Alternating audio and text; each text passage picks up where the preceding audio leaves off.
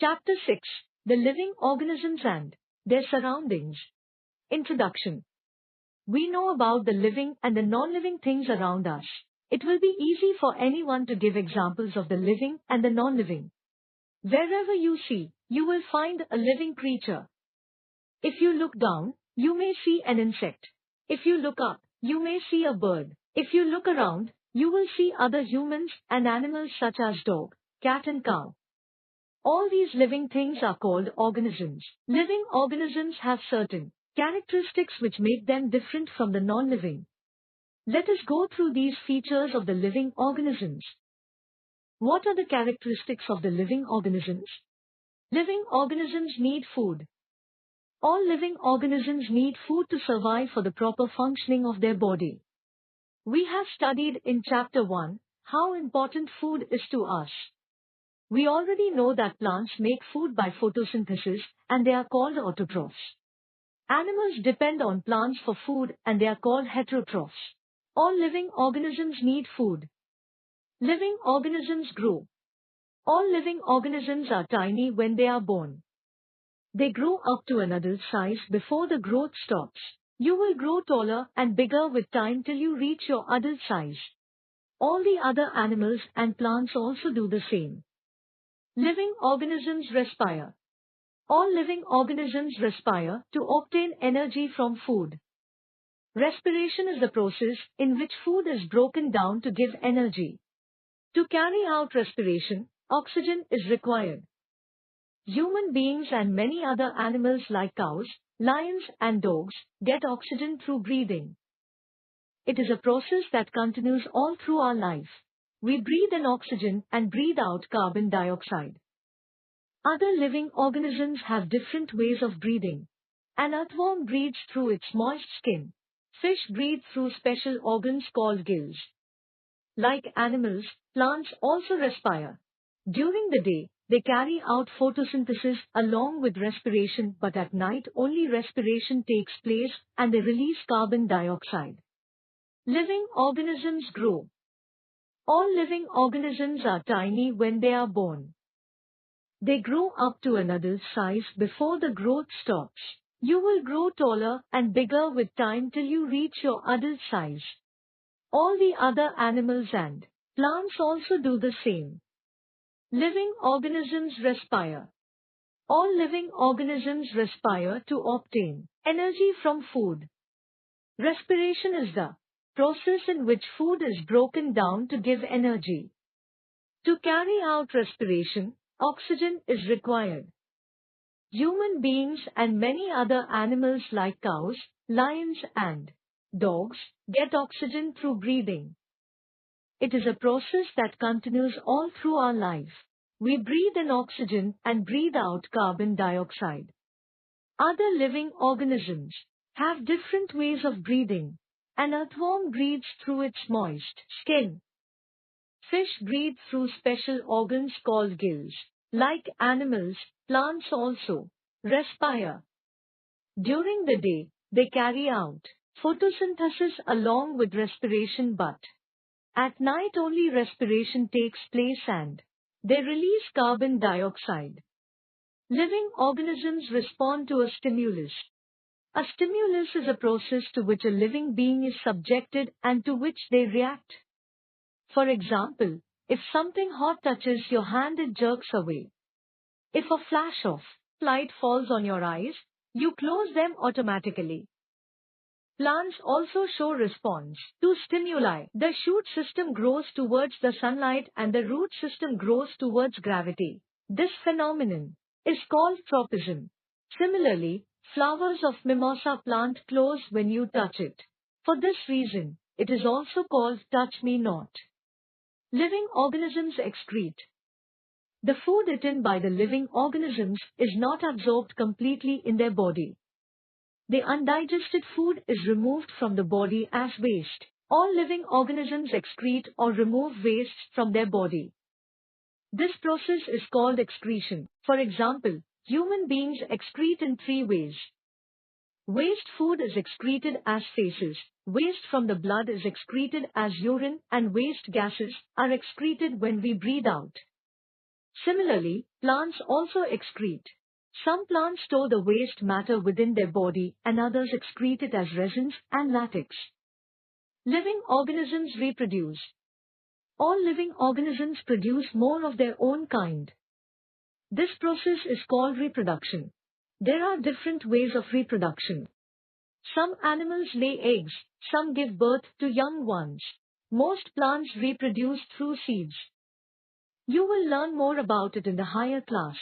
Some plants also reproduce through cuttings of their stems. For example, you can grow a new rose plant by sowing a cutting from another rose plant. Living organisms move. Living organisms show movement. All animals move from one place to another for food, shelter and protection. Plants do not move from their place, but different parts of plants show movement. Roots grow downwards and towards source of water, and shoot grows upwards and towards the source of light. Living organisms die. All living organisms have a cycle of life. They are born, they grow and then they die. When they die, their bodies are decomposed by the microorganisms and ultimately mixed with the soil. So far, we have discussed the characteristics of living things. However, you will find that non-living things show many of these characteristics. You will find air and water moving, clouds growing, vehicles consuming fuel and excreting gases. Similarly, some living things seem to be non-living. For example, seeds of cereals and pulses stay as they are without showing any signs of the living. But when you sow these in soil and provide water and light, they grow into new plants. How do organisms live? The number of species of living organisms on Earth is very vast and it increases every year with the continuous discovery of new species. All these are found on a variety of places. If we look at places such as hot deserts or mountains covered with snow, seas and oceans or freshwater bodies such as rivers and ponds, we find huge variety of both plants and animals. Such variety of plants and animals is called biodiversity. The place where each organism lives naturally is called its habitat or dwelling place. For example, the natural habitat of a zebra is the dry grassland, whereas that of a whale is the ocean.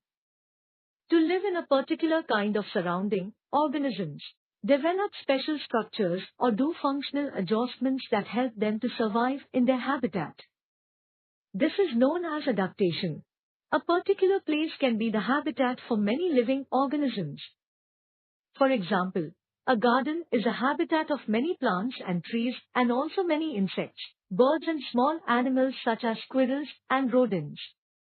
These are called the biotic components of a habitat. The non-living things such as soil, water and air are the abiotic components.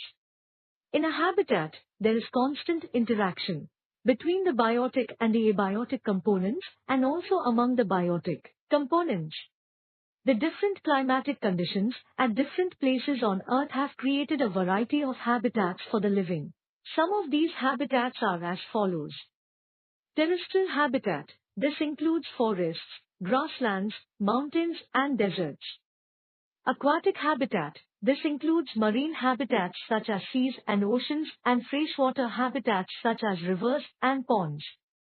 Let us learn how some of the living organisms adjust to their habitat. How do living organisms adapt to their habitat? An adaptation may be defined as a change in the structure or function of the body, or the behavior of an organism which helps it to survive in its habitat. The adaptations in plants and animals living in different habitats take place over a very long period of time. The structure, function and behavior changes slowly with the changes in the surroundings. Terrestrial habitat. Plants and animals that live on land are said to live in terrestrial habitats. Some examples are forests, grasslands, deserts and mountain regions. Deserts. There are hot and cold deserts. Thar Desert in Rajasthan and Sahara in Africa are examples of hot deserts, while Gobi Desert in Asia is a cold desert. These are regions which show extreme climatic conditions of heat or cold and dryness. There is scanty rainfall. Days are very hot and nights are cold. Plants growing in deserts are known as xerophytes. Xeros means dry and phyte means plant. Adaptations in desert plants. They have thick, fleshy and green stem to store water and carry out photosynthesis. Such stems are known as succulents. Leaves are either absent or reduced to spines. This reduces loss of water through transpiration. Waxy coating on leaves and stems slows down transpiration. Roots are extended deep into the ground to obtain water. Adaptations in desert animals. Small animals such as rats generally hide or dig burrows underground and become active at night to hunt and eat. Some go in hibernation or long sleep. In hibernation, all their metabolic activities reduce and they require minimum energy to survive. Some animals never drink water but meet their demand from seeds and plants. The most familiar desert animal is the camel. Camels have many adaptive characteristics to cope with the extreme conditions of a desert. Some of these are given below. They have long legs to keep their body away from heat. They have humps on their back to store fat. This fat helps them survive long periods without food and water. They excrete very less urine and dry dung. They do not sweat. They have transparent covering on the eyes to protect them from sand. They have padded feet which can walk on the sand without sinking. Now, can you guess why a camel is known as the ship of the desert? Grasslands. These are open spaces mostly covered by tall grasses. They are home to large herds of grazing animals such as deer, zebra and bison and their predators such as hyenas, tigers and lions. Adaptation in grassland plants. In a grassland, mainly grasses are found. We can also see a few shrubs and trees. Their grasses have flexible stems and deep extensive roots that prevent strong vines from breaking or uprooting them. The leaves are strong and hard to chew and digest. Adaptations in grassland animals. Both prey, animal to eat, and the predator, animal that eats, are adapted to survive. The deer has long ears to hear movements. It has eyes on the sides of its face to see in all directions, and it can run fast to escape from predators such as the lion. The giraffe, on the other hand, has a long neck to reach the topmost branches of trees where other herbivores cannot reach. In case of a lion, its light brown color helps it to hide in grass so that the prey cannot see it. This is known as camouflaging or blending with the surroundings. Mountains. These areas are very cold and windy and sometimes rocky. Snowfall may take place in some mountains, while some are always covered with snow. Adaptations in mountain plants. Coniferous trees are found in mountains. These have drooping branches to shed excess rainwater and snow. Needle-like leaves and waxy coating on them prevent water loss in freezing weather. Adaptations in mountain animals. Animals living here have thick skin or fur to protect them from cold. They have thick and strong limbs with strong hooves to run and climb on the rocky mountains. For examples, mountain goat, yak, etc. As we go higher and higher in the mountains, the type of plants and animals change. Aquatic habitat. Water bodies are habitats of many plants and animals on the earth. Some organisms live in freshwater bodies such as rivers and ponds. Others live in saline water bodies, such as oceans. Plants living in water are called hydrophytes. These can be free-floating or submerged. Adaptations in aquatic plants. Floating plants have long, slender, spongy, and flexible stems with air cavities. Less weight helps these plants to remain floating. Leaves have waxy coating to prevent decay. Some examples are water lily and water hyacinth. The roots are poorly developed in aquatic plants. Adaptations in aquatic animals. Aquatic animals like fish have boat-shaped body. Example, narrow at the ends and wider in the center. Such shape is called streamlined shape. It reduces resistance to water while swimming. Some adaptive features of fish are: they have gills that help them to absorb the dissolved oxygen in water. They have scales on their body surface to prevent their body from decay. Presence of fins and tails help them to move forward and change directions while swimming. Other animals, such as whales and dolphins, do not have gills. They have blowholes on the upper parts of the head to breathe in air. They come up to the surface of water to breathe. Toads and ducks have webbed feet which help them to swim. A toad has strong back legs to leap and catch prey. In a nutshell, all living beings are called organisms, and they have characteristics which separate them from the non-living. Living organisms need food. They respire, grow, respond to stimuli, move, reproduce, and excrete. Habitat is the dwelling place of an organism. There are many types of habitats on Earth.